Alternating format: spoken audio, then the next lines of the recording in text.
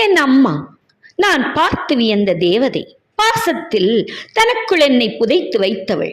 என் வீட்டிற்கு வரும் என் தோழிகள் எல்லாம் நேசித்த என் அம்மா. எத்தனை பேர் வீட்டிற்கு வந்தாலும் அத்தனை பேருக்கும் சுவையாக சமைத்த உணவை பரிமாறி மகிழ்பவள்.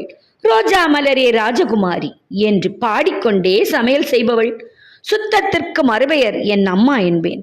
கிராமிய கதையும் சொல்வாள், கட்ட பொம்மனையும் கப்பலோட்டிய தமிழனையும் சொல்வாள்.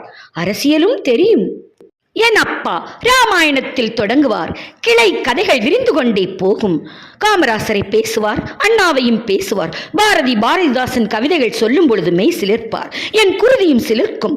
அவரின் அறிவு ஊற்றிலிருந்து நானும் கொஞ்சம் ஞான அமிர்தத்தை பருகி வளர்ந்தேன். கப்பலோட்டிய தமிழனுக்கு மட்டும் கண் கலங்குவார். நானும் இன்றும் வஉசியை நினைத்தால் கண்ணீரை சொரிகின்றேன். சுதந்திர உணர்வுகளை எனக்குள் விதைத்தவர். இன்று உருவத்தில் என்னையும் உணர்வுகளில் தந்தையுமாய் நிற்கின்றேன்.